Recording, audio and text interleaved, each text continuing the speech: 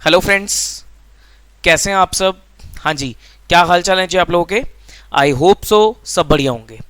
चलिए जी, तो आज हम एक नया चैप्टर स्टार्ट करने जा रहे हैं, नया एस्पेक्ट स्टार्ट करने जा रहे हैं basically, that is your companies audit. कि ऑडिट अंडर कंपनीज एक्ट, कि सर ऑडिट की रिक्वायरमेंट्स अंडर कंपनीज एक्ट क्या क्या हैं, मतलब कंपनीज एक्ट के provision with respect to audit क्या क्या प्रोविजंस हमें स्टडी करके चलने हैं। हालांकि मैं ये नहीं बोलूंगा कि सर हम कंपनी ऑडिट चैप्टर पढ़ने जा रहे हैं, हम एक सीरीज ऑफ चैप्टर स्टार्ट करने जा रहे हैं। कंपनी ऑडिट पढ़ते समय खाली हमें चैप्टर नंबर 10 कंपनी ऑडिट नहीं पढ़ना, chapter number 10 company audit, chapter number 5 है एक आपके पास fraud and responsibility of auditor in this regard, and एक चैप्टर नंबर 11 आता है that is your audit report. ये तीन चैप्टर हम एक ही साथ स्टडी करके चलेंगे। आओ पहले कुछ बातें लिखते हैं। देखो, हमारा जो चैप्टर स्टार्ट होने जा रहा है that is your chapter number 10, जिसका नाम है the companies audit. The companies audit. एक हम करेंगे सर चैप्टर नंबर 5, जिसका नाम है fraud and responsibility of auditor in this regard. और एक हम करेंगे chapter number 11 that is your audit report. Audit report. देखो जी, चैप्टर नंबर 1 से लेकर 1 क्या था सर, 1 था nature scope and significance of audit. Chapter number 2 था सर ऑडिट स्ट्रेटजी प्लानिंग वगैरह वाला, ऑडिट प्रोग्राम वगैरह वाला। चैप्टर नंबर 3 था sir audit documentation and audit evidence वाला। चैप्टर नंबर 4 था sir risk assessment and internal control, वो भी हमने नहीं किया। फिर चैप्टर नंबर 5 यहां पर कवर हो जाएगा। फिर एक आएगा चैप्टर नंबर 6 आएगा आपके पास ऑडिट सैंपलिंग, और एक चैप्टर नंबर 8 आएगा एनालिटिकल प्रोसीजर्स।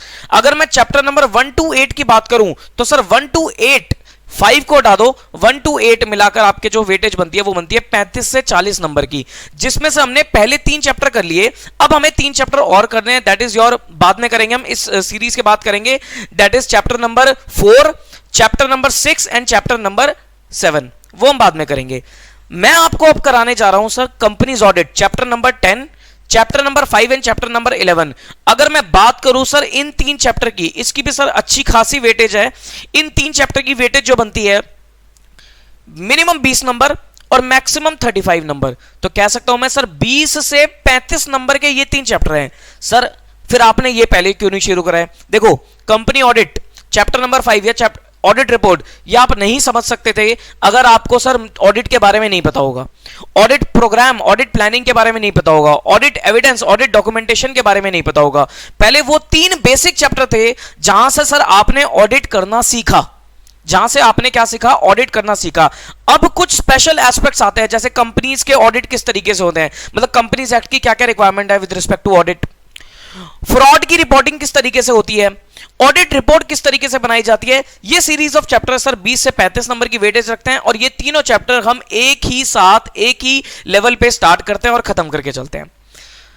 ये चैप्टर सर मैं किसी भी एस्पेक्ट पे कभी भी कोई भी चैप्टर स्टार्ट करा सकता हूं। मतलब सर अगर मैं मान लो चैप्टर नंबर 10 में कंपनी ऑडिट करा रहा हूं, हो सकता है चैप्टर नंबर 10 कराते कराते मेरे को चैप्टर नंबर 5 भी बीच में आपको इंट्रोड्यूस कराना पड़े, तो मैं करा दूंगा सर।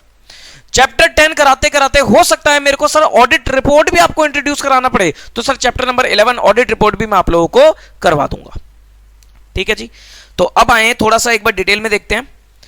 अगर मैं बात करूं चैप्टर नंबर 10 की, दैट इज कंपनी ऑडिट की मैं बात करूं, तो यहां पर आपको कंपनीज एक्ट के सेक्शन 139 से लेकर 148 तक स्टडी करने हैं। सेक्शन नंबर 139 से लेकर 148 तक स्टडी करने हैं। रादर एक 138 सेक्शन भी हम बीच में पढ़ लेंगे जिसका नाम है इंटरनल ऑडिट, वो किसी और चैप्टर में पढ़ लेंगे।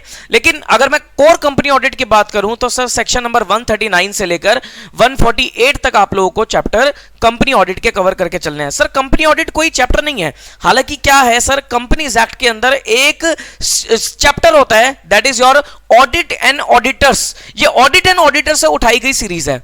आप लोगों ने सर कंपनी लॉ पढ़ते समय जरूर ये सेक्शंस पढ़े होंगे, क्योंकि आपके कंपनी लॉ के कोर्स में भी जरूर होंगे सेक्शन 139 से 148 तक ऑडिट एंड ऑडिटर्स के। लेकिन सर वो आपने पढ़े हो ना पढ़े हो, उसकी नॉलेज आपको हो या ना हो सर, मैं उसको बिल्कुल भी कंसीडर नहीं करूंगा।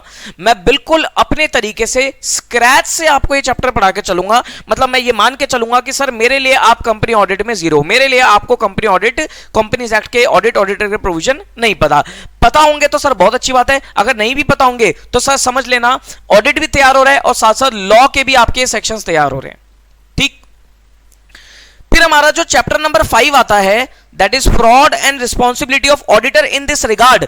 इसमें हम एक ऐसे 240 पढ़ते हैं, एक ऐसे 240 साथ में मैं आपको पढ़ाऊंगा जिसका नाम है auditors responsibility with respect to fraud in an audit of financial statements। कि सर ऑडिट करते समय अगर फ्रॉड आ जाता है, ऑडिट करते समय कोई ऑडिटर के सामने कोई फ्रॉड निकल के आ जाता है, तो सर फ्रॉड के केस में ऑडिटर की क्या रिस्पॉन्सिबिलिटी है, वो सर कुछ कंपनीज एक्ट के सेक्शन में भी लिखी गई है और ये ऐसे 240 में भी लिखी गई है। और साथ साथ sir chapter number 11 that is audit report, यहां पर हम ऐसे 700 की सीरीज देखेंगे, ऐसे 700, 701, 705, 710, ये चार हमारे 700 की सीरीज के स्टैंडर्ड्स हैं, वो हमें यहां पर कवर करके चलने हैं। तो कह सकता हूं सर ये तीन एरिया हैं, ये तीन एरिया हैं जो हम 20 से लेकर 35 नंबर के लिए तैयार करेंगे। स्टार्टिंग में आपको आज कंपनी ऑडिट से स्टार्ट कराऊंगा, चैप्टर नंबर 10 से स्टार्ट कराऊंगा। इसे जनरली शॉर्ट में बोल दिया जाता है कंपनी ऑडिट, लेकिन इस चैप्टर का अगर मैं असली नाम बोलूं तो वो बनता है सर ऑडिट एंड ऑडिटर्स, क्योंकि कंपनी के एक्ट में, कंपनीज एक्ट 2013 में सेक्शन 139 से 148 को सर ऑडिट एंड ऑडिटर्स का नाम दिया गया है। जैसे आप सबको पता है सर सेक्शन नंबर 129 से 138 तक अकाउंट्स ऑफ द कंपनीज के ऊपर बात करी जाती है, ऐसे 139 से 148 के ऊपर ऑडिट एंड ऑडिटर्स की बात करी जाती है। ठीक सर, चलो तो 139 से 148 ये एस्पेक्ट, ऐसे 240 बीच में हम पढ़ लेंगे, छोटा सा चैप्टर है सर, बीच में ही हमारा कवर हो जाएगा।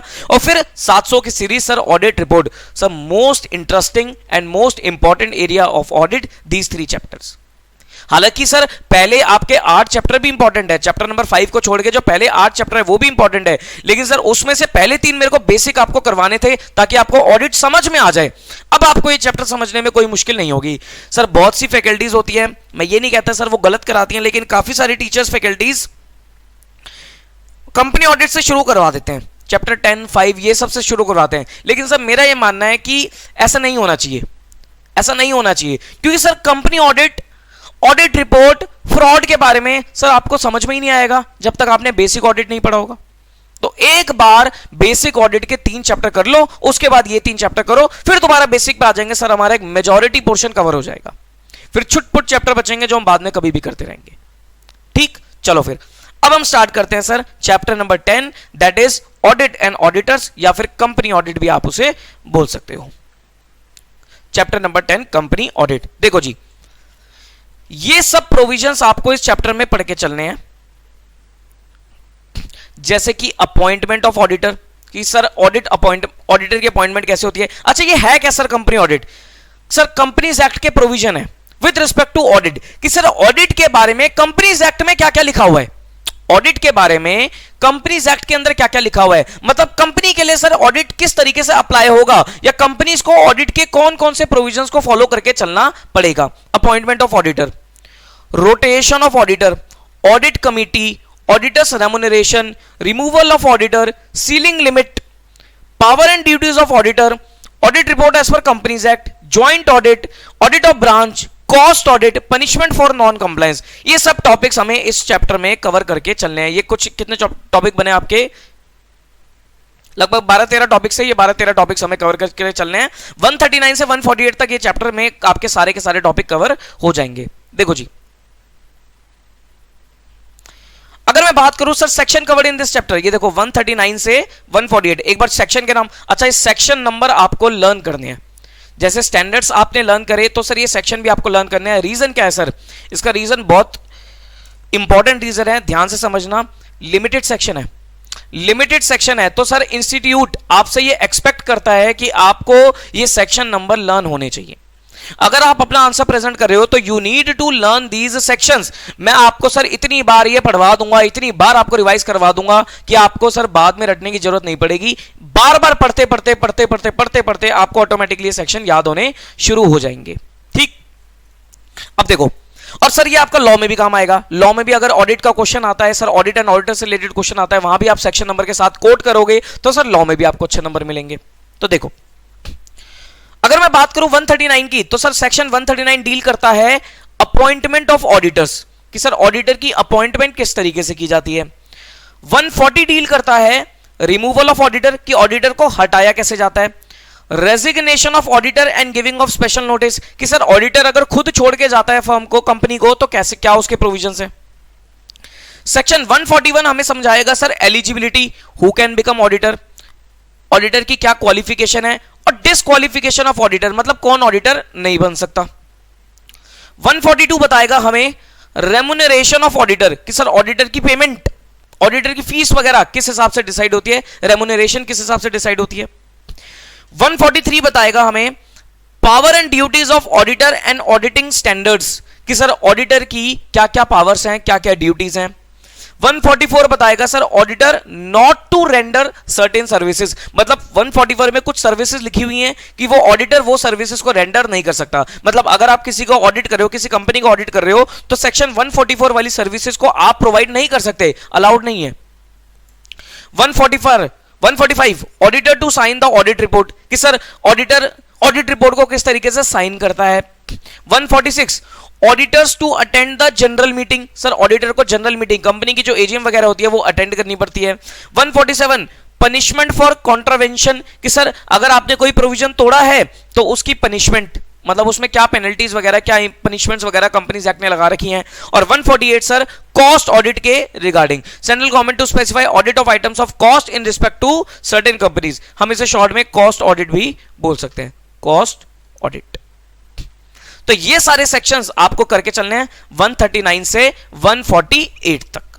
ठीक, अब जरूरी नहीं है कि मैं आपको सर ये सीरियल ऑर्डर में ही पढ़ाऊं, मेरे को एक एक सेक्शन पढ़ाने के लिए आपको कोई ना कोई सेक्शन से शुरुआत आपको करनी पड़ेगी। तो हम जो शुरुआत करेंगे, आपकी बुक में सर बहुत अच्छे तरीके से दे रखा है 141 से, जो सर एक्चुअली में सबसे पहले पढ़वाया जाना चाहिए 141, eligibility, qualification and disqualification of auditor, कि सर 139 डील करता है अपॉइंटमेंट, कि ऑडिटर कैसे अपॉइंट होगा। 140 डील करता है रिमूवल रेजिग्नेशन, कि ऑडिटर कैसे हटाया जाएगा। लेकिन सर उससे पहले हम 141 में ये जान ले कि sir who is auditor, auditor कौन होता है, कौन ऑडिटर बन सकता है और कौन ऑडिटर नहीं बन सकता। उसी के बाद तो सर अपॉइंटमेंट, डिसअपॉइंटमेंट या क्वालिफिकेशन, अपना रिमूवल रेजिग्नेशन की बात होगी। ठीक है, तो 141 से शुरुआत करेंगे, eligibility, qualification and disqualification of auditor. ठीक है जी, तो देखो जी, eligibility, qualification and disqualification of auditor, section 141, section 141। देखो मेजर सेक्शन लर्न कर लेना। अब सब सेक्शन कई बार मैं आपको बोलूंगा कि ये सब सेक्शन भी लर्न कर लो, लेकिन कई बार मैं आपको बोलूंगा कि जरूरत नहीं है। मतलब आपको मेजरली अगर ये भी पता है ना कि sir eligibility, qualification, disqualification section 141 में लिखा गया है, तब भी आपका काम बन जाएगा, तब भी आपका काम काफी हद तक बन जाएगा। देखो जी, पढ़ते हैं, बड़ा मजा आएगा सर इसमें। वो कहता है the provisions relating to eligibility, qualification and disqualification of auditor are governed by section 141 of the companies act 2013।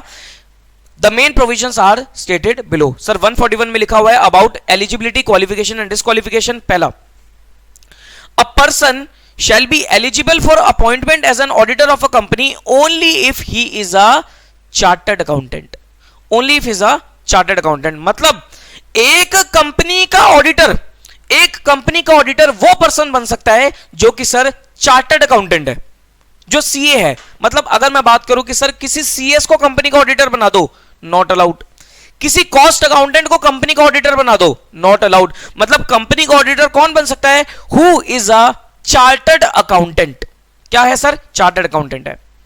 It may be noted that a firm where of majority of partners practicing in India are qualified for appointment as aforesaid may be appointed by its firm name to be the auditor of the company। वो कहता है sir एक firm, मतलब एक group of chartered accountants हैं, उनकी एक CA firm चलती है, तो सर वो पूरी की पूरी फर्म भी एज अ ऑडिटर अपॉइंट हो सकती है। अब एग्जांपल के तौर पे एक मिस्टर ए है जो चार्टर्ड अकाउंटेंट है, mister A is a chartered accountant, और एक कंपनी है एबीसी लिमिटेड। अब मुझे बताओ, क्या मिस्टर ए एबीसी लिमिटेड का ऑडिटर बन सकता है? आंसर इज यस, अलाउड है sir, person must be a chartered accountant बन सकता है। अब एक सीए फर्म है एबीसीएन कंपनी, वो कहता है, जहां पर 3 पार्टनर है ए बी सी, वो कहता है ये पूरी की पूरी फर्म भी ऑडिटर बन सकती है अगर इसके majority partners practising in India है। अगर इसके क्या है सर? Majority partners practising in India है। मतलब अगर एबीसी, इन तीनों में से एटलीस्ट 2 पार्टनर्स इंडिया में प्रैक्टिसिंग होने चाहिए। मतलब सर एबीसी सीए फर्म है जिसमें से बी और सी आउटसाइड इंडिया प्रैक्टिस करते हैं और ए इंडिया में प्रैक्टिस करता है। प्रैक्टिस मतलब है सर सर्विसेज प्रोवाइड करना। तो सर एबीसीएन कंपनी ऑडिटर नहीं बन सकती। मतलब एबीसीएन कंपनी ऑडिटर कब बन सकती है? वो तब बन सकती है अगर इनमें से कोई भी 2 पार्टनर इंडिया में प्रैक्टिस करते हो। मतलब 2 का कहने का मतलब क्या है सर? मेजॉरिटी पार्टनर इंडिया में प्रैक्टिस करते हो। मतलब अगर 4 पार्टनर है तो सर 4 में से 3 पार्टनर इंडिया में प्रैक्टिस करते हो। अगर 5 पार्टनर है तो 5 में से सर 3 पार्टनर एटलीस्ट इंडिया में प्रैक्टिसिंग होने चाहिए। दोबारा पढ़ो line. A person shall be eligible for appointment as an auditor of a company only if he is a chartered accountant. It may be noted that a firm whereof majority of partners practicing in India are qualified for appointment as aforesaid may be appointed by its firm name to be the auditor of the company. ठीक, next देखो, where a firm including LLP is appointed as an auditor of a company, only the partners who are chartered accountants shall be authorized to act and sign on behalf of the firm. वो कह रहा है कि अगर मान लो firm को auditor बना दिया, अच्छा फर्म में हमेशा LLP भी इंक्लूडेड होती है। LLP समझते हो सर? फर्म मतलब एक पार्टनरशिप फर्म। अच्छा मैं आपको थोड़ी नॉलेज के लिए बता दूं, एक ग्रुप ऑफ सीए फर्म बना के काम कर सकते हैं, लेकिन CA firm can be a partnership firm. मतलब वो एक कंपनी बना के काम नहीं कर सकते। मतलब अगर हम 4-5 चार्टर्ड अकाउंटेंट्स हैं, हमने एक फर्म बना ली है, तो हम एक फर्म को as a partnership firm run कर सकते हैं। We are not allowed to run our business, our practice in form of a company. हम एक कंपनी बना के काम नहीं कर सकते। मतलब हम 3 पार्टनर हैं ए बी सी, तो हम एबीसी प्राइवेट लिमिटेड बना के सीए फर्म नहीं चला सकते। हम एबीसी को पार्टनरशिप बना के या पार्टनरशिप की जगह हम एलएलपी भी बना सकते हैं, लिमिटेड लायबिलिटी पार्टनरशिप भी बना सकते हैं। जितनी भी बिग फोर्स है, बिग फोर्स छोड़ो सर, आजकल तो जितनी भी टॉप 20 फर्म्स है वो सारी की सारी एलएलपी है। इवन अब जो नई प्रैक्टिस में जा रहे हैं सर, जो नए लोग प्रैक्टिस में जा रहे हैं, पार्टनरशिप फर्म्स बना रहे हैं, वो सब के सब सर एलएलपी फॉर्म में बिजनेस करते हैं। इवन मेरी भी सर पार्टनरशिप फर्म है, हम 2 पार्टनर्स हैं, हमारी एक पार्टनरशिप फर्म चलती है, सीए फर्म चलती है, लेकिन हमने भी अपना जो फर्म है उसका status as a LLP apply कर दिया है। हमारी फर्म का नाम है सर जैन पीवीएन कंपनी, एक पार्टनरशिप फर्म है। हम उसको जैन पीवी एलएलपी के नाम से सर डिक्लेयर करने वाले हैं जल्दी। तो क्या कहता है? वो कहता है where a firm including LLP is appointed as an auditor of a company, only the partners who are chartered accountants shall be authorised to act and sign on behalf of the firm. मतलब देखो, ऊपर के 2 provision को mix करता हूं, ऊपर के 2 provision को थोड़ा सा मिक्स करता हूं। मैं क्या कह रहा हूं? देखो मैं क्या कह रहा हूं राम, श्याम, मोहन, सोहन, गीता, ठीक है जी, 1 2 3 4 5, ये 5 पार्टनर्स हैं। इन्होंने फर्म बना रखी है sir RSMG and company. LLP ले लो या नॉर्मल पार्टनरशिप फर्म ले लो, RSMG एंड कंपनी। इन्होंने क्या बना रखी है? एक सीए फर्म बना रखी है, एक चार्टर्ड अकाउंटेंट, एक कंसल्टेंसी फर्म बना रखी है by the name of RSMG and company. वो XYZ लिमिटेड का ऑडिट लेने जा रहे हैं, वो XYZ लिमिटेड के ऑडिटर अपॉइंट होना चाहते हैं। मुझे बताओ पहली कंडीशन क्या है? Sir RSMG and company XYZ limited की ऑडिटर कब बन सकती है? अगर सर इन 5 में से कोई भी 3 पार्टनर इंडिया में प्रैक्टिसिंग होने चाहिए। कोई भी 3 पार्टनर इंडिया में प्रैक्टिसिंग होने चाहिए। ठीक है सर, कोई भी 3 पार्टनर इंडिया में प्रैक्टिस होने चाहिए। मान लो सर राम इंडिया में है, ये आउटसाइड इंडिया है, ये इंडिया में है, ये इंडिया में है, गीता आउटसाइड इंडिया है। राम, मोहन एंड सोहन ये तीनों क्या है सर? आउट इंडिया में प्रैक्टिस करते हैं, और श्याम और गीता आउटसाइड इंडिया प्रैक्टिस करते हैं। मुझे बताओ, क्या RSMG and company is eligible to become the auditor of XYZ limited? Answer is yes, answer is yes. लेकिन अगले पॉइंट पे उसने क्या कह दिया? वो कह दिया कि अगर कोई फर्म या LLP ऑडिटर बन गई है तो उस केस में सर साइनिंग कौन कर सकता है, या who is the person authorised to become the auditor, who is the person to authorized to act as an auditor and sign the audit report? वो कह रहा है कि ऑडिट रिपोर्ट को साइन कौन कर सकता है, या ऑडिट एक्चुअली में कौन कर सकता है? सर वो पर्सन जो कि चार्टर्ड अकाउंटेंट है। मान लो सर राम CA है, Mohan is a company secretary and Sohan is a cost accountant, Shyam भी CA है और गीता भी CA है। तो सर अब मुझे बताओ कौन साइन कर सकता है? सर राम साइन कर सकता है। क्या कह रहा है वो? दोबारा पढ़ो। Where a firm including LLP is appointed as an auditor of a company, only the partner who are chartered accountants shall be authorized to act and sign on behalf of the firm. मतलब कौन कौन sign कर सकता है? Sir Ram sign कर सकता है, अपना श्याम भी साइन कर सकता है, और गीता भी साइन कर सकती है। भले वो आउटसाइड इंडिया है, लेकिन सर साइनिंग वो कर सकते हैं। क्या बोला उसने? कि सर फर्म के केस में जो पर्सन चार्टर्ड अकाउंटेंट है वही authorise to act as an auditor है, एंड वही ऑडिट रिपोर्ट को क्या कर सकता है? साइन कर सकता है। दो बातें हैं सर। पहली चीज, फर्म के केस में मेजॉरिटी पार्टनर्स इंडिया में प्रैक्टिसिंग होने चाहिए। दूसरा सर, फर्म के केस में ऑडिट रिपोर्ट को साइन कौन कर सकता है? And who can act as an auditor? The person who is a chartered accountant. तो सर राम, श्याम या फिर गीता, कोई भी सर साइन कर सकता है। ऐसा भी हो सकता है सर ऑडिट करने राम गया लेकिन साइनिंग श्याम कर रहा है, या ऑडिट के लिए आपने श्याम को इंडिया में बुला लिया, साइनिंग राम कर रहा है, कोई भी कर सकता है सर। क्लियर है? ये प्रोविजन क्लियर है? ये प्रोविजन क्लियर है? कहां गिवन है सर? सेक्शन 141 पढ़ रहे हैं। आगे देखो, अंडर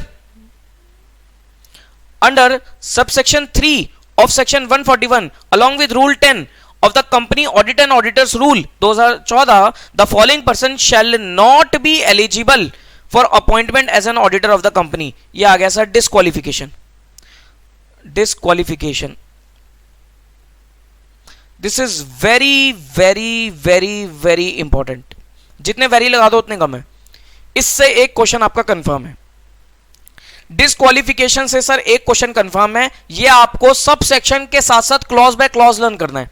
सेक्शन है ये 141 subsection 3, section 141 subsection 3। Section 141 subsection 3 deal करता है डिस्क्वालिफिकेशन के ऊपर। देखो, एलिजिबिलिटी क्वालिफिकेशन में आपको कोई सबसेक्शन लर्न नहीं करना, सिंपल पढ़ लो 141 में सर एलिजिबिलिटी क्वालिफिकेशन क्या है। हमने क्या देखा sir? Person who is a chartered accountant is eligible to become the auditor. Firm के केस में सर फर्म भी ऑडिटर बन सकती है, मतलब फर्म के नाम पे ऑडिट हो सकता है, लेकिन मेजॉरिटी पार्टनर इंडिया में प्रैक्टिसिंग होने चाहिए। और अगर फर्म या इंक्लूडिंग LLP को अपॉइंट कर लिया गया है ऑडिटर, तो पर्सन कौन ऑथराइज है to act and sign on behalf of the firm?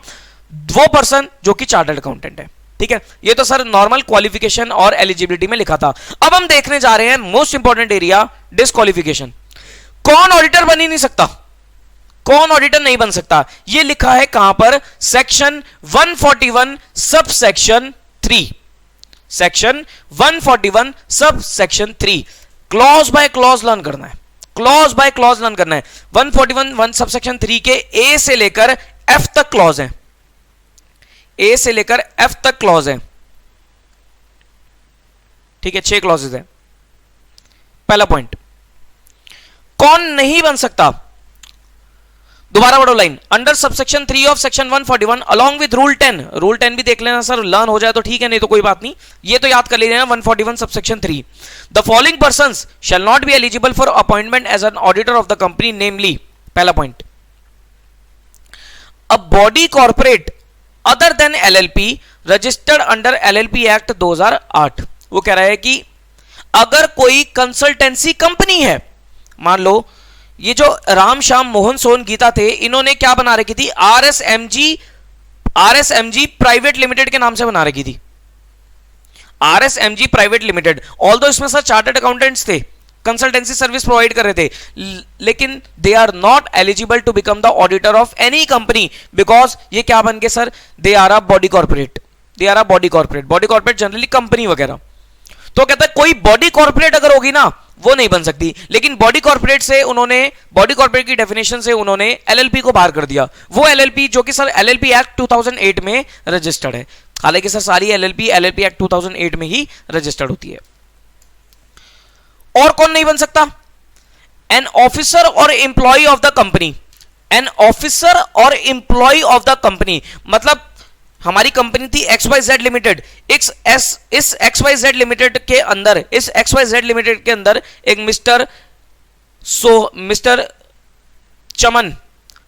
चमन काम करता है। Mister Chaman is a chartered accountant जो XYZ लिमिटेड में ऑफिसर और एम्प्लॉय है। क्या मिस्टर चमन XYZ लिमिटेड को ऑडिट कर सकता है? Answer is no, not allowed. Sir ये तो आपको पता ही है सर, वैसे भी नॉट अलाउड होना चाहिए। क्यों? क्योंकि सर याद है चैप्टर नंबर 1, इंडिपेंडेंस अफेक्ट हो जाएगी। ऐसे 220 quality control for an audit of financial statements, independence affect हो जाएगी। यस और नो? सर अगर XYZ लिमिटेड कंपनी अपने ही किसी इंप्लॉय से अपनी कंपनी को ऑडिट करा देगी तो sir how that person gives the quality audit, quality तो सर कॉम्प्रोमाइज होगी बिकॉज इंडिपेंडेंसी अफेक्ट हो जाएगी। पॉइंट समझ में आता है? तो सर एन ऑफिसर और एम्प्लॉय ऑफ द कंपनी, वो भी ऑडिटर नहीं बन सकता। हम क्या पढ़ रहे हैं सर, ऊपर से पढ़ते आओ, हम पढ़ रहे हैं सर कौन ऑडिटर नहीं बन सकता। तो पहला क्या लिखा उसने, कोई भी बॉडी कॉर्पोरेट है वो ऑडिटर नहीं बन सकती। एन ऑफिसर और एम्प्लॉय ऑफ द कंपनी, वो भी ऑडिटर नहीं बन सकता। आगे, a person who is a partner or who is in employment of an officer और एम्प्लॉय ऑफ द कंपनी। देखो जी, मिस्टर चमन की एक फर्म भी चलती है, मिस्टर चमन की एक पार्टनरशिप फर्म भी चलती है, और मिस्टर चमन की जो पार्टनरशिप फर्म है क्या वो XYZ लिमिटेड को ऑडिट कर सकती है? Answer is no. या मिस्टर चमन के साथ, मिस्टर चमन की पार्टनरशिप फर्म में एक एम्प्लॉय है, क्या वो ऑडिटर बन सकता है? Answer is no. वो कहता है ना तो मिस्टर चमन बन सकता, ना मिस्टर चमन का कोई पार्टनर बन सकता, ना मिस्टर चमन का कोई एम्प्लॉय बन सकता।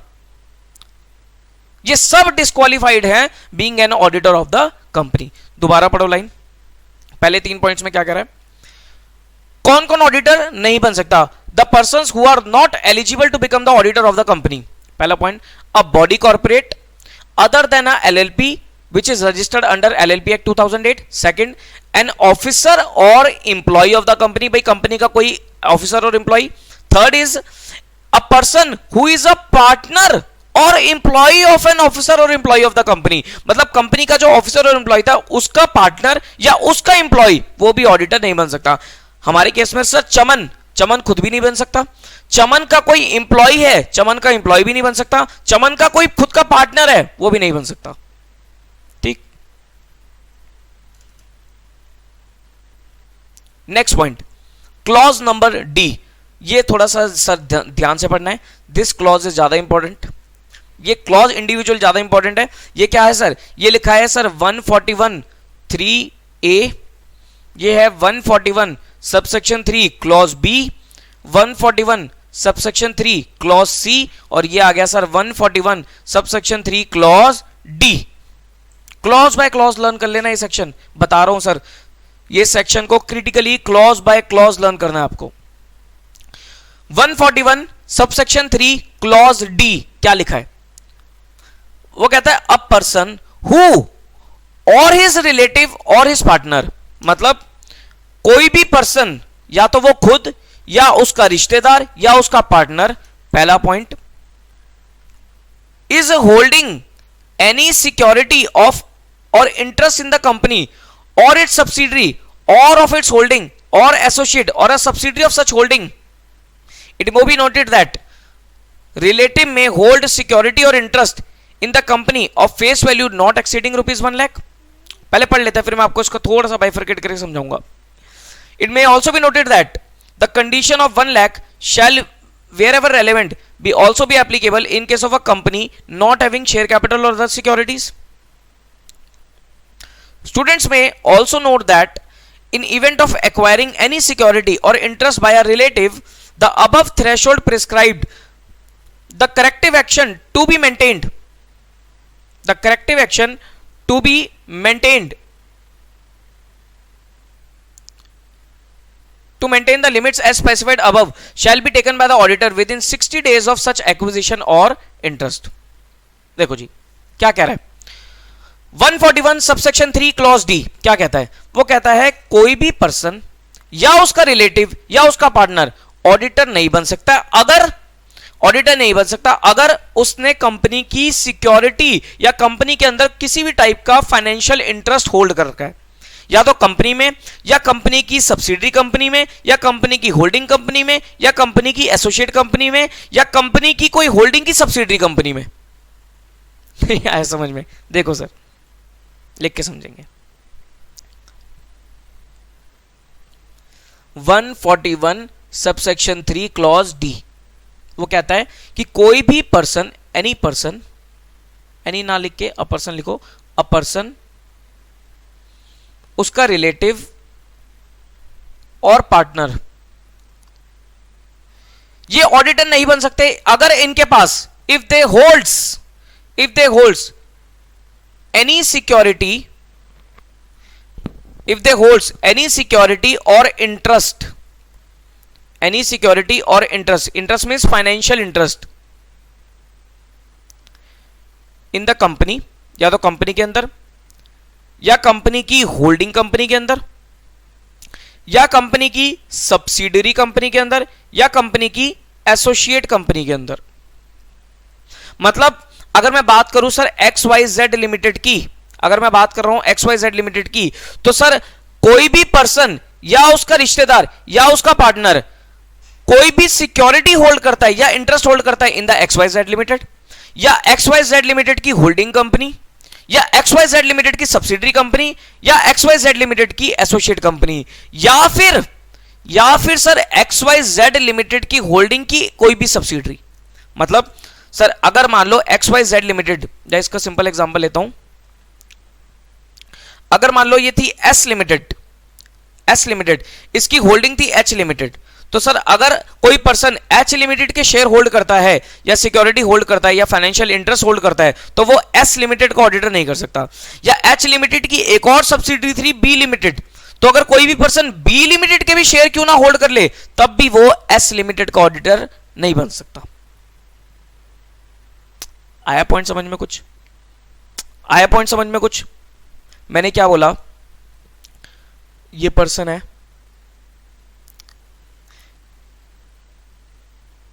ये उसका रिश्तेदार है, ये पर्सन हो गया, ये उसका रिलेटिव हो गया और ये उसका पार्टनर हो गया। ये पर्सन हो गया, ये उसका रिलेटिव हो गया, ये उसका पार्टनर हो गया। वो कहता है कि एक कंपनी है, ये कंपनी है S लिमिटेड। वो कहता है ये पर्सन चार्टर्ड अकाउंटेंट है, ये पर्सन चार्टर्ड अकाउंटेंट है, he wants to become auditor of S limited. वो कहता है कि अगर मान लो या तो पर्सन ने खुद ने या उसके रिश्तेदार ने या उसके पार्टनर ने डायरेक्टली S लिमिटेड की सिक्योरिटी ले रखी है तो सर पर्सन, ये जो पर्सन है CA, वो ऑडिटर नहीं बन सकता S लिमिटेड का। या फिर अगर इनमें से किसी ने भी सर S लिमिटेड की होल्डिंग कंपनी H लिमिटेड, इसकी भी सिक्योरिटी ले रखी है तो भी वो S लिमिटेड के ऑडिटर नहीं बन सकते। या अगर मान लो इस H लिमिटेड की एक और सब्सिडरी थी B लिमिटेड, तो अगर इन तीनों ने किसी ने भी B लिमिटेड की भी कोई सिक्योरिटी ले रखी है तो भी वो S लिमिटेड के ऑडिटर नहीं बन सकते, क्योंकि वर्ड वो क्या कह रहा है कि subsidiary of such holding company, कि अगर S लिमिटेड की कोई होल्डिंग कंपनी है उसकी भी सब्सिडरी की कोई सिक्योरिटी ले रखी है तब भी वो ऑडिटर नहीं बन सकते। इसे बोलते हैं फेलो सब्सिडरी। ठीक, अगर मान लो सर S लिमिटेड की खुद की कोई सर सब्सिडरी कंपनी थी, उसका भी सिक्योरिटी ले रखी है तो भी S लिमिटेड का ऑडिट नहीं कर सकते, और अगर S लिमिटेड की कोई एसोसिएट कंपनी थी उसकी सिक्योरिटी ले रखी है तब भी वो ऑडिटर नहीं बन सकते। दोबारा पढ़ लो लाइन, सर इतनी लाइन पढ़ना, दोबारा सिर्फ इतनी लाइन पढ़ना।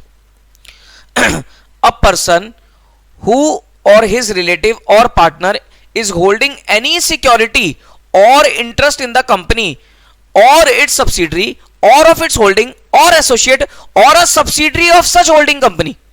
मतलब उसकी होल्डिंग की कोई और सब्सिडरी उसका कोई भी इंटरेस्ट होल्ड करता है तो वो ना तो पर्सन, ना उसका रिश्तेदार, ना उसका पार्टनर ऑडिटर नहीं बन सकते. अरे आई बात समझ में? मान लो मैं एक चार्टर्ड अकाउंटेंट हूं, मैं कंपनी को ऑडिट करना चाहता हूं, अपने ऊपर लूंगा तो थोड़ा ज्यादा आपको समझ में आएगा. मैं कंपनी को ऑडिट करना चाहता हूं, अगर मैंने उस कंपनी की सिक्योरिटीज को होल्ड कर रखा है तो मैं उसको ऑडिट नहीं कर सकता. ठीक है, अगर मैंने उस कंपनी की होल्डिंग के शेयर्स ले रखे हैं तब भी मैं उस कंपनी को ऑडिट नहीं कर सकता. अगर मैंने उस कंपनी की सब्सिडी के शेयर ले रखे हैं तब भी मैं उस कंपनी को ऑडिट नहीं कर सकता. अगर मैंने उस कंपनी की एसोसिएट के शेयर ले रखे हैं तब भी मैं उसको ऑडिट नहीं कर सकता. अगर मैंने उस कंपनी की होल्डिंग की किसी और सब्सिडी के शेयर ले रखे हैं तब भी मैं उस कंपनी को ऑडिट नहीं कर सकता. पॉइंट समझ में आया? अगर यही सारा काम मेरे किसी रिश्तेदार ने कर रखा है या मेरे किसी पार्टनर ने कर रखा है तब भी मैं डिस्क्वालिफाइड हूं for becoming the auditor of that company. मान लो मेरी वाइफ ने उस कंपनी के शेयर ले रखे हैं तब भी सर मैं ऑडिटर नहीं बन सकता. या मेरी वाइफ ने उसकी होल्डिंग, उसकी सब्सिडी, उसकी एसोसिएट या उसकी होल्डिंग की सब्सिडी शेयर ले रखे हैं तब भी सर मैं डिस्क्वालिफाइड हूं. या मेरे पार्टनर ने ऐसा कोई काम कर रखा है तब भी सर मैं डिस्क्वालिफाइड हूं. पॉइंट समझ में आया? पॉइंट समझ में आया या नहीं? चलो आगे पढ़ना सर, बड़ा मजेदार point. It may be noted that relative के केस में रिलेटिव में होल्ड सिक्योरिटी और interest of the company of the face value not exceeding ₹1 lakh.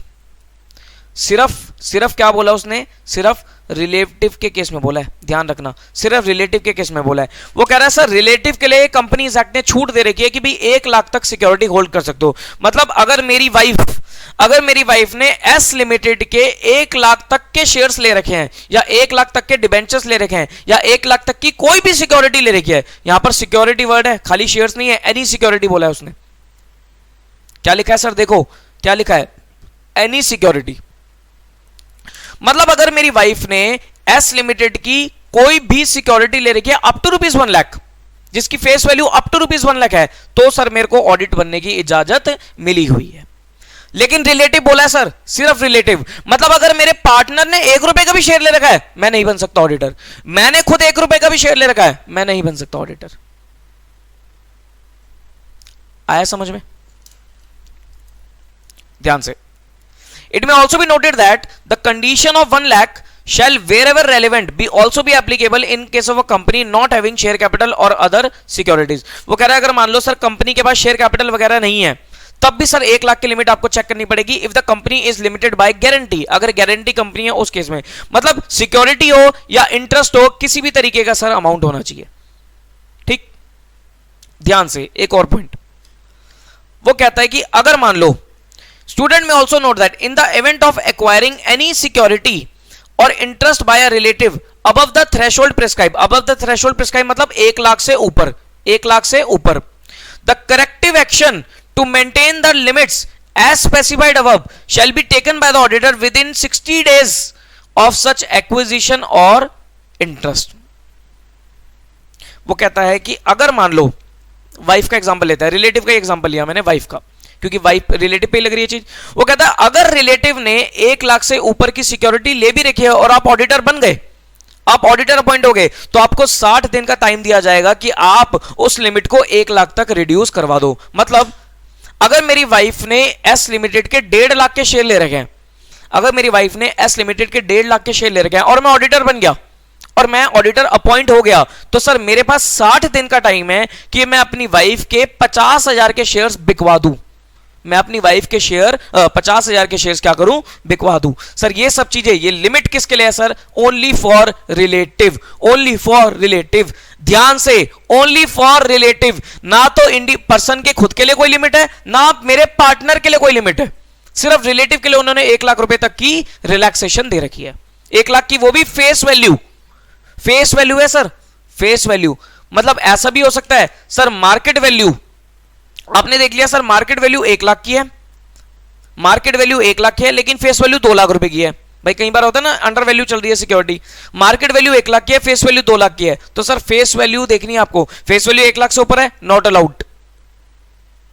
ठीक है, ऐसा भी हो सकता है मार्केट वैल्यू 2 लाख की है, फेस वैल्यू 50,000 की है, फेस वैल्यू के हिसाब से काम करना है आपको, फेस वैल्यू।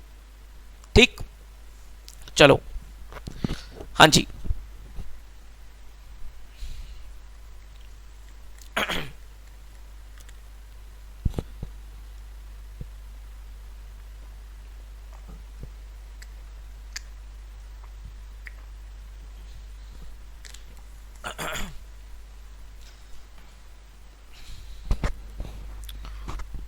आगे देखो,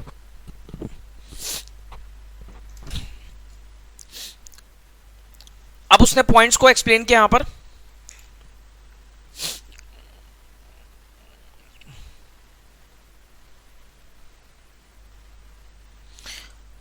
पॉइंट्स को किस तरीके से एक्सप्लेन किया, द फॉलोइंग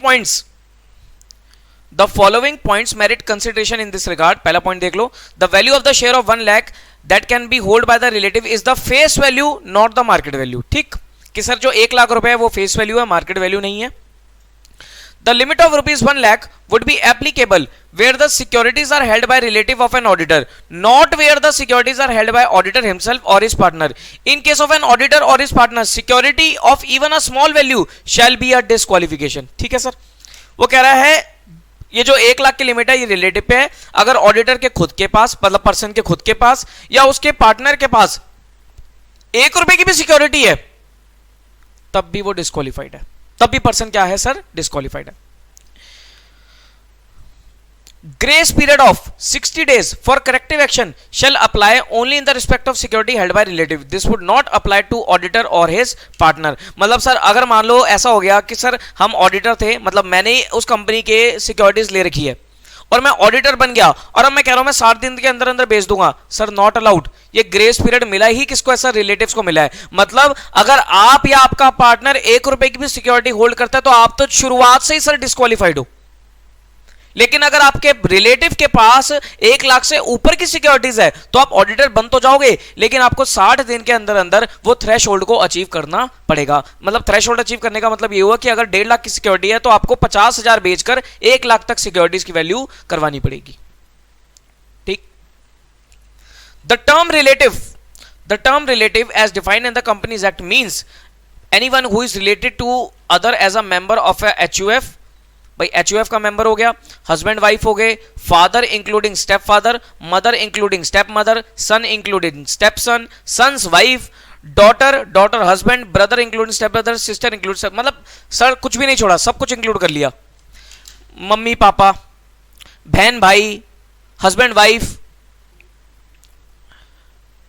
सन की वाइफ, बेटी का हस्बैंड, स्टेप सारे स्टेप, स्टेप मदर, स्टेप सन, स्टेप फादर, स्टेप डॉटर, सब कुछ इंक्लूड कर लिया, कुछ नहीं छोड़ा। वो कह रहा है सब कोई रिलेटिव है, हर कोई रिलेटिव है। मतलब अगर कल को मैं बोलूं कि भाई अगर कल को मैं बोलूं कि सर मेरे बेटे की वाइफ ने एस लिमिटेड की सिक्योरिटी ले रखी है तो भी सर मैं अलाउड नहीं हूं। मतलब वही सब्जेक्ट टू 1 लाख लिमिट वो तो है ही है, अगर मेरे बेटे की वाइफ ने सिक्योरिटी ले रखी है तो भी सर मेरे पर सेक्शन लग जाएगा। मेरी बेटी के हस्बैंड ने सिक्योरिटी ले रखी है तब भी मेरे पर सेक्शन लग जाएगा। अब क्या होगा सर, आपकी एज ऐसी थोड़ी ना है, क्या बोल रहे हो आप, बेटे की वाइफ, बेटी का हस्बैंड। ठीक है, चलो एग्जाम्पल देखो, अब इसको सपोर्ट करने के लिए कुछ एग्जाम्पल दिए इसने, देखते हैं। Example number 1, mister A a practising chartered accountant is holding Mr. A, a practicing chartered accountant, is holding security of XYZ Limited having a face value of rupees 900 only. Whether Mr. A is qualified for appointment as an auditor? Answer is no. Sir, Mr. A के खुद के पास 900 रुपए की security है। अरे भाई साहब 1 रुपए की भी सिक्योरिटी होगी ना तब भी मिस्टर ए अलाउड नहीं है। कहां लिखा है सर, आपको सपोर्ट करना है सेक्शन 141 सबसेक्शन 3 क्लॉज डी। इतना कर लो, ये सब क्लॉज वगैरह पढ़ने की जरूरत नहीं है, इतना याद रखो। 141 सबसेक्शन 3 क्लॉज डी में लिखा है। ठीक, पढ़ लो. As per section 143D1, an auditor is disqualified to be appointed as an auditor if he or his relative or partner holding any security or interest in the company or its subsidiary or of its holding or associate or subsidiary of such holding company. In the present case, Mr. A is holding security of 900 in XYZ Limited, therefore he is not eligible for appointment as an auditor of XYZ Limited. Question number 2 देख लो. Mr. P, a practicing chartered accountant, and Mr. Q, the relative of Mr. P, is holding securities of ABC Limited having face value of rupees 90,000. Whether Mr. P is qualified for being appointed as an auditor? बताओ भी. वो कह रहा है mister P chartered accountant है और उसका एक रिश्तेदार है मिस्टर Q. मिस्टर Q के पास ABC लिमिटेड की सिक्योरिटीज है जिसकी फेस वैल्यू 90,000 रुपए है. क्या मिस्टर P बन सकता है? आंसर इज बन सकता है. 1 लाख तक सर कोई दिक्कत नहीं है. 1 लाख तक की फेस वैल्यू तक सिक्योरिटी है तो बन सकता है. सर अगर 1 लाख से ऊपर होती, 1 लाख से ऊपर होती तब भी अगर आप ऑडिटर अपॉइंट होगे तब भी आपको 60 दिन का टाइम दिया जा रहा है. ठीक. कहां पर से पूछा sir? 141 subsection 3 clause D. As per section 141(3)(d)(1), a person is disqualified to be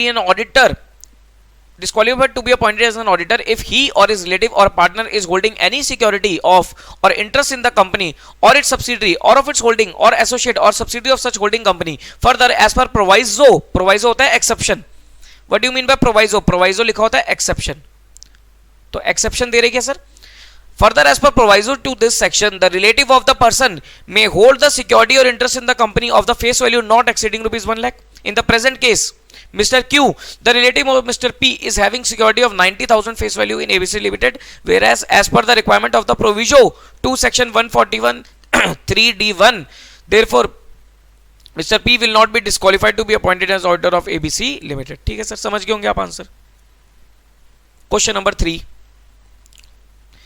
Messrs BC and Company is an audit firm having partners B, C and A.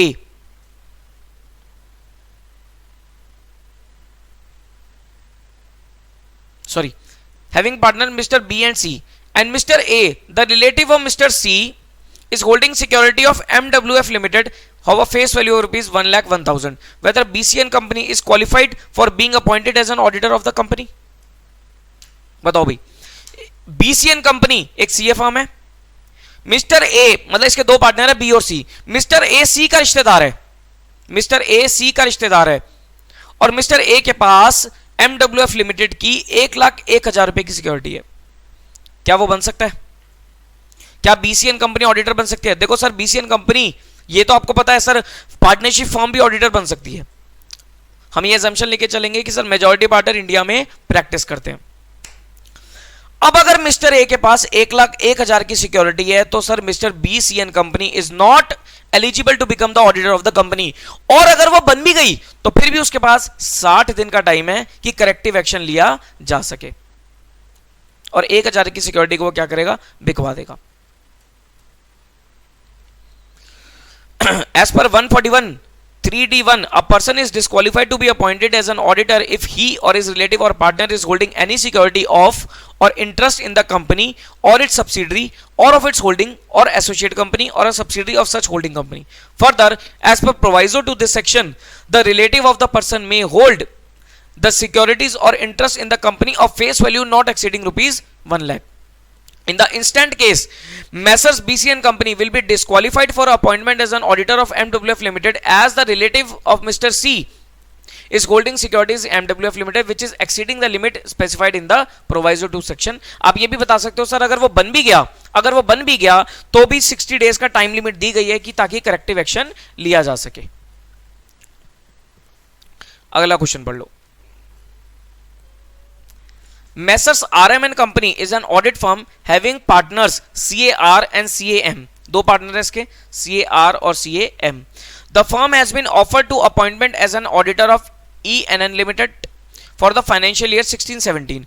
Mr. B, the relative of CAR, is holding 5,000 shares, face value 10 each, and having the market value of 1,50,000. Whether Messrs RM and Company is disqualified to be appointment as an auditor of ENN Limited? बताओ जी. Face value देखनी है, market value नहीं. Face value कितनी है sir? 50,000. 5,000 share, face value 10, तो face value 50,000 है, market value 1.5 lakh है. Mister B जो कि रिलेटिव है किसका, सीएआर का, मिस्टर बी जो कि रिलेटिव है सीएआर का। अब मुझे बताओ क्या आरएमएन कंपनी ऑडिटर बन सकती है? बन सकती है सर। रिश्तेदार के पास सिक्योरिटी 1 लाख से ऊपर की नहीं है, 1 लाख से कम की फेस वैल्यू की है, तो बन सकती है, अलाउड है सर, कोई दिक्कत नहीं है। पढ़ो sir. As per section 141 subsection 3 clause D 1, a person shall not be eligible for appointment as an auditor of a company who or his relative or partner is holding any security of or interest in the company or of subsidiary or of its holding or associate or a subsidiary of such holding company. However, as per the proviso to this section, ये सब देख लेना आप, यहां देखो, since Mr. B is the relative of CAR and he is holding a security of EN Limited of the face value of rupees 50,000 only, therefore RMN company is not disqualified for appointment as an auditor of EN Limited as the relative CAR, that is partner of RMN company, is holding the securities EN Limited within the limit specified in the proviso to subsection 141 section 141 subsection 3 clause D1 of the Company Act 2013। ठीक है जी, ठीक है जी। तो ये हमने क्या पढ़ा, ये हमने पढ़ा sir section 141 subsection 3 clause D का फर्स्ट सब क्लॉज जो कि सिक्योरिटी को डील करता है। पर्सन हु और हिज पार्टनर और रिलेटिव अगर सिक्योरिटी वगैरह होल्ड करते हैं तो वो ऑडिटर नहीं बन सकते। आगे देखो, अब इसका सब क्लॉज 2 क्या कहता है? सब क्लॉज 2,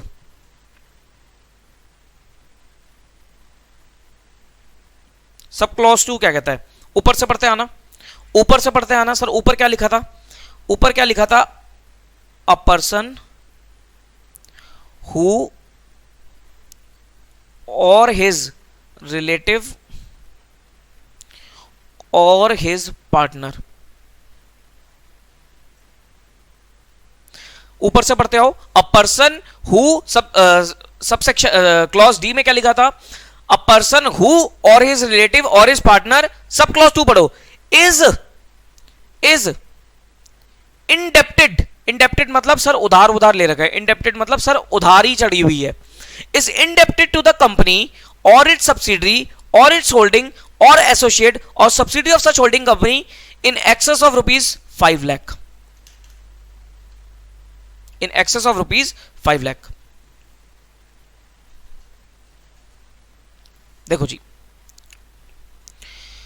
अगर कोई पर्सन या उसका रिश्तेदार या उसका रिलेटिव वो इंडेप्टेड है, इंडेप्टेड मतलब उसके ऊपर उधारी चढ़ी हुई है या उसने कंपनी से उधार ले रखा है, कितने रुपए का सर?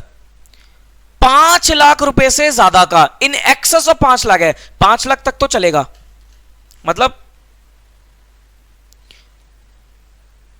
5 लाख तक चलेगा। क्या लिखा है उसने? इन एक्सेस, एक्सेस मतलब 5 लाख से ज्यादा, 5 लाख 1,000, 5 लाख 100 रुपए, 5 लाख 1 रुपए, तो सब 5 लाख से ज्यादा।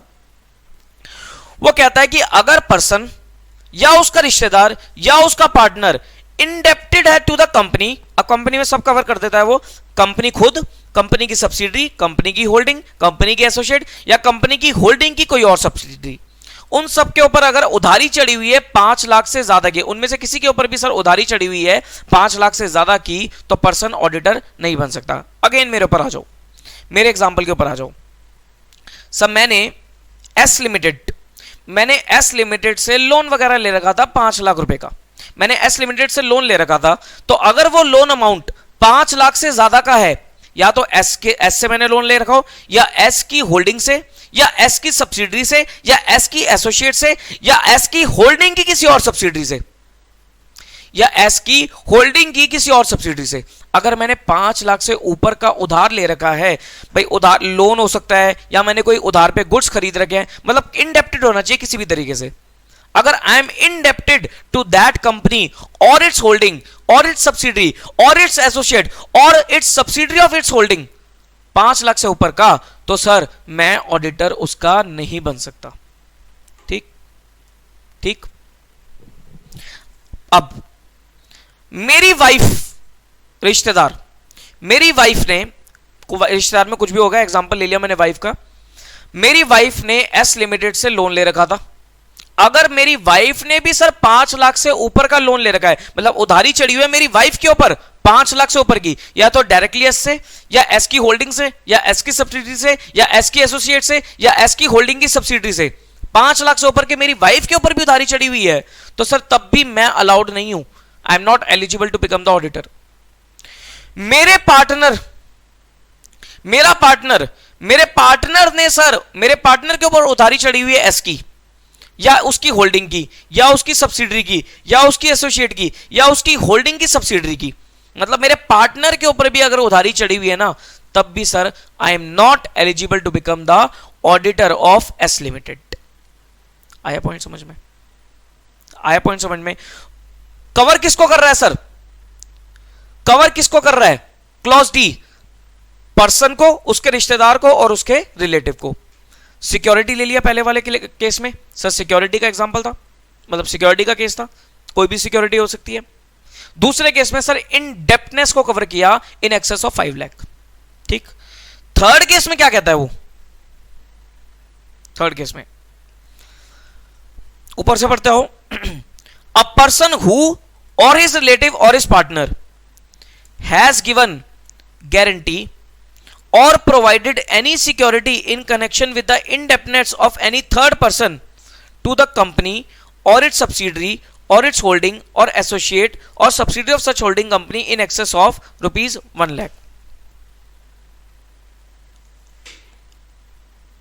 मतलब अगर मैंने कंपनी को किसी भी तरीके की गारंटी दे रखी है, इन एक्सेस, ध्यान रखना इन एक्सेस, यानी कि 1 लाख तक चलेगा। अगर मैंने कंपनी को, एस लिमिटेड को, मैंने या मेरे रिश्तेदार ने या मेरे पार्टनर ने, मैंने या मेरे रिश्तेदार ने या मेरे पार्टनर ने कंपनी को, एस लिमिटेड को गारंटी दे रखी है, किस चीज की गारंटी दे रखी है? कोई भी गारंटी दे रखी है सर, या मैंने किसी थर्ड पर्सन की गारंटी दे रखी है, भाई कंपनी ने, एस लिमिटेड ने किसी थर्ड पर्सन को उधार दिया था, उसकी मैंने गारंटी ले रखी है।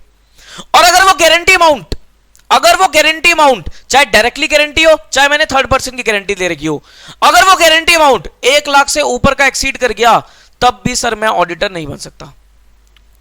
नहीं आया समझ में? नहीं आया सर समझ में? समझने के लिए माइंड खोल लो, प्लीज माइंड खोलो।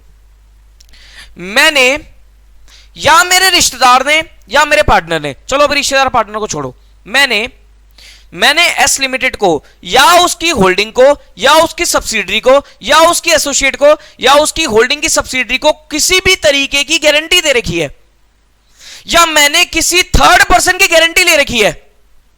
भाई उस कंपनी ने थर्ड पर्सन को लोन वोन दिया होगा, भाई किसी भी कंपनी ने थर्ड पर्सन को लोन वोन दिया होगा और मैंने उसकी गारंटी दे रखी है कि भाई लोन उसने नहीं चुकाया तो मैं गारंटी लेता हूं, और अगर वो गारंटी अमाउंट 1 लाख से ज्यादा है, तब भी सर मैं ऑडिटर नहीं बन सकता, तब भी I am not eligible to become the auditor of that company. आया पॉइंट समझ में? आया पॉइंट समझ में? मेरी वाइफ पे आ जाओ। मेरी वाइफ ने उस कंपनी को 1 लाख से ऊपर की गारंटी दे रखी है, या मेरी वाइफ ने किसी थर्ड पर्सन की गारंटी दे रखी है इन एक्सेस ऑफ 1 लाख, या तो उस कंपनी को या उसकी होल्डिंग को या सब्सिडरी को या एसोसिएट को या होल्डिंग की सब्सिडरी को, तब भी मैं ऑडिटर नहीं बन सकता। मैं अगर ये गारंटी वाला खेल मेरी वाइफ ने कर रखा है, तब भी सर आई एम डिस्क्वालिफाइड, या ये गारंटी वाला खेल मेरे पार्टनर ने कर रखा है, तब भी आई एम डिस्क्वालिफाइड, क्योंकि बात किसकी हो रही है? मेरी या मेरे रिश्तेदार की या मेरे पार्टनर की। आ रहा है समझ में? आ रहा है समझ में? Yes sir. तो दोबारा पढ़ो। A person who or his relative or his partner has given a guarantee or provided any security in connection with the indebtedness of any third person to the company or its subsidiary or holding or associate or a subsidiary of such holding company in excess of rupees 1 lakh, तब भी sir मैं disqualified हूं to become the auditor of that company।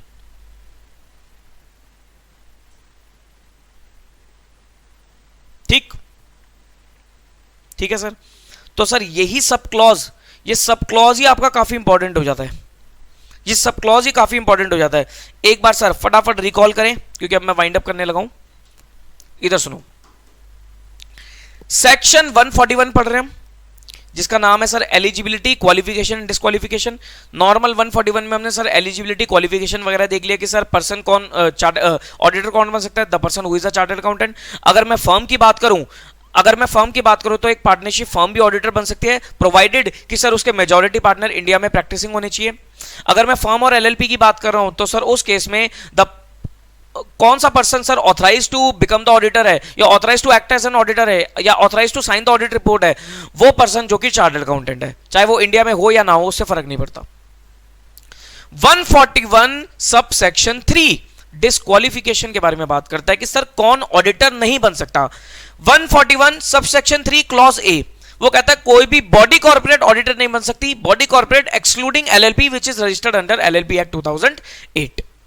Subsection B, clause B, 141 subsection 3 clause A body corporate. Clause B की अगर मैं बात करूं तो सर क्लॉज बी में बोला गया है a person who is a officer and employee of the company, भाई कंपनी का कोई इंटरनल एम्प्लॉय या ऑफिसर वो ऑडिटर नहीं बन सकता। क्लॉज सी में लिखा है a person who is in employment or a partner of officer and employee of the company, भाई कंपनी का ऑफिसर और एम्प्लॉय, उसका कोई पार्टनर या उसका खुद का कोई ऑफिसर, वो भी सर अलाउड नहीं है बिकम एन ऑडिटर।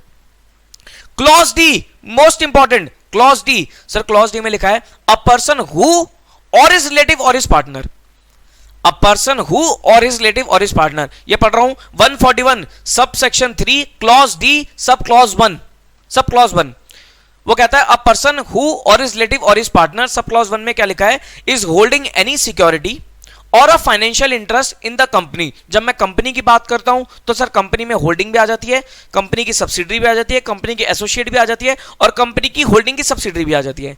अगर मेरे पास या मेरे रिलेटिव के पास या मेरे पार्टनर के पास कोई भी सिक्योरिटी है या फिर कोई भी फाइनेंशियल इंटरेस्ट है इन द कंपनी, तो मैं ऑडिटर नहीं बन सकता, रिलेटिव के लिए उन्होंने बोला कि सर रिलेटिव 1 लाख तक की फेस वैल्यू की सिक्योरिटी को होल्ड कर सकता है, सिर्फ रिलेटिव, ठीक है।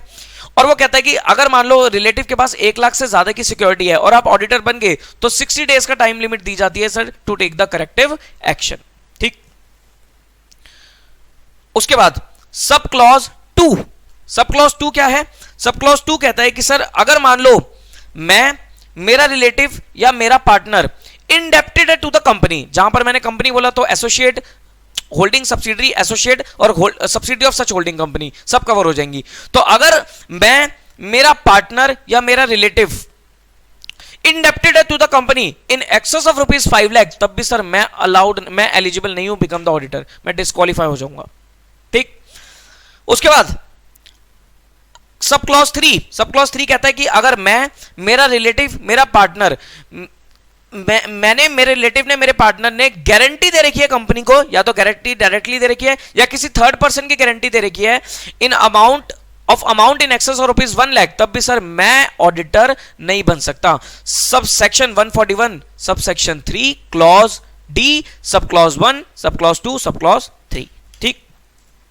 तो आज हमने क्या देखा सर, आज हमने कुछ भी नहीं देखा, ज्यादा कुछ किया ही नहीं सर।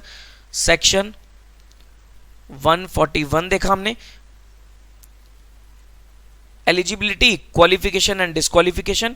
इसमें हमने डिस्क्वालिफिकेशन का ज्यादा इंपॉर्टेंट बनता है section 141 subsection 3 clause A, B, C और D. A sir body corporate की बात करता है, ये ऑफिसर एम्प्लॉय की बात करता है, ये any person who is an partner or employee of officer employ उसकी बात करता है, और ये बात करता है अ पर्सन हु और इज रिलेटिव और इज पार्टनर। इसमें 3 क्लॉज है, क्लॉज 1, क्लॉज 2, क्लॉज 3। सर अगर ये क्लॉज बाय क्लॉज लर्न हो जाए ना, बेहतरीन आंसर लगेगा आपका, बेहतरीन आंसर लगेगा आपका। तो कोशिश करना सर, जितना स्पेसिफिक हो जाओगे ना उतना ज्यादा बढ़िया रहता है सर। लॉ, ऑडिट, टैक्स, ये ऐसे सब्जेक्ट होते हैं, यहां पर अगर आप section specific, even accounts also, accounting standards वगैरह, स्टैंडर्ड्स ऑन ऑडिटिंग हम पढ़ते ही हैं, जितना स्पेसिफिक हो जाओगे ना, जितना आप अपने आंसर को सपोर्ट कर सकते हो विद रेफरेंस, विद सपोर्टिंग्स, सर उतना ज्यादा आपका आंसर प्रेजेंटेबल लगता है, उतने अच्छे आप मार्क्स स्कोर कर लेते हो। तो सर मैं आप लोगों से यही बोलता हूं बार बार कि अपने आंसर को सर सपोर्ट करना सीखो, कि अगर आप कोई चीज कह रहे हो तो सर कहां लिखी है ये चीज, अगर आप बता रहे हो सर ये डिस्क्वालिफिकेशन है, कहां लिखी है। एक बच्चा है, देखो 2 बच्चे हैं, एक बच्चा बता रहे आंसर दोनों के ठीक है, एक बच्चे ने सब बता दिया कि भाई नहीं बन सकता, कंपनीज एक्ट में ये सब चीजें मना है। एक बच्चे ने बोला कि सर कंपनीज एक्ट के सेक्शन 141 के सबसेक्शन 3 के क्लॉज डी के फर्स्ट पैरा में, फर्स्ट सब क्लॉज में, सेकंड सब क्लॉज में, थर्ड सब क्लॉज में, बेहतरीन आंसर, बेहतरीन आंसर लगेगा। और सर याद करना मुश्किल नहीं है, याद करने की ट्रिक्स होनी चाहिए सर। कोई भी चीज पढ़ते हो सर, जैसे आप पढ़ रहे हो तो सर शॉर्ट नोट्स बनाओगे, अब इसके भी शॉर्ट नोट्स बनाने हैं आपको, डायग्राम बनाओ, चार्ट बनाओ, जैसे मर्जी शॉर्ट नोट्स बनाओ, बड़े आराम से बनाओ सर, लेकिन शॉर्ट नोट्स बनाना सर चार्ट फॉर्म में। मतलब अगर आप बना रहे हो सर सेक्शन लिख रहे हो 141 डिस्क्वालिफिकेशन लिखा, सबसेक्शन 3 क्लॉज डी, फिर आपने सर क्लॉज डी को बाइफरकेट कर दिया कि इसका फर्स्ट पैरा क्या कहता है, इसका सेकंड क्या कहता है, इसका थर्ड क्या कहता है, सर ये होते हैं शॉर्ट नोट्स, ये होते हैं शॉर्ट नोट्स। मतलब शॉर्ट नोट्स वो बनाओ सर जो आपको समझ में आए, जो आपको दूसरों को नहीं समझाने। शॉर्ट नोट्स आपके अंडरस्टैंडिंग के लिए होने चाहिए ताकि आप एग्जाम में, एग्जाम टाइम पे इसको अच्छे से रिवाइज कर पाओ। ठीक, चलो फिर तो इसी के साथ सर आज की क्लास को वाइंड अप करते हैं, बाकी हम इसी टॉपिक को सर आगे बढ़ाएंगे, बड़ा मजा आने वाला है सर कंपनी ऑडिट में। और सर देखो मैं बहुत जल्दी भगा भी नहीं सकता क्योंकि सर थोड़ा टेक्निकल भी है, क्योंकि कंपनीज एक्ट के प्रोविजन है, तो मेरे को एक एक पॉइंट, एक एक वर्ड को अच्छे से समझाना पड़ेगा, तो please bear with me sir. Time लग रहा है, कोई बात नहीं सर, टाइम लगता है चीजों में, मैं मानता हूं टाइम लगता है, लेकिन सर टाइम के साथ कंसेप्ट अगर हमारा स्ट्रांग हो जाए ना तो वो टाइम हमें दुखता नहीं है। अगर टाइम लग रहा है, कंसेप्ट ही नहीं समझ में आ रहा तो सर टाइम दुखेगा आपको। इसलिए मैं सर आपको रिकमेंड करूंगा कि टाइम लग रहा है, टेंशन मत लो, कोई भी टेंशन मत लो, बस आपको क्या करना है साथ साथ रिवाइज करते चलो, साथ साथ पढ़ते चलो, तो सर आपको टाइम भारी नहीं लगेगा। अगर सर आप सोचोगे कि मैं बाद में पढ़ लूंगा, भाई ये बाद वाला एटीट्यूड ना, ये मुझे तो पर्सनली कभी पसंद नहीं आया और ये करना भी नहीं चाहिए। तो बाद में कभी कुछ नहीं आता सर, जो कर रहे हो अभी कर दो, खत्म कर दो। अभी इतना पढ़ाना सर, अभी इतना खत्म कर दो, दैट्स इट। इतना पढ़ा सब पुराना रिवाइज कर दो प्लीज सर, ठीक है, बियर विद मी, कर लेंगे सर, सारी चीजें पूरी हो जाएंगी, टेंशन मत लीजिए, ठीक है जी। चलो फिर कंटिन्यू करेंगे नेक्स्ट क्लास में, till then take care of yourself, bye bye.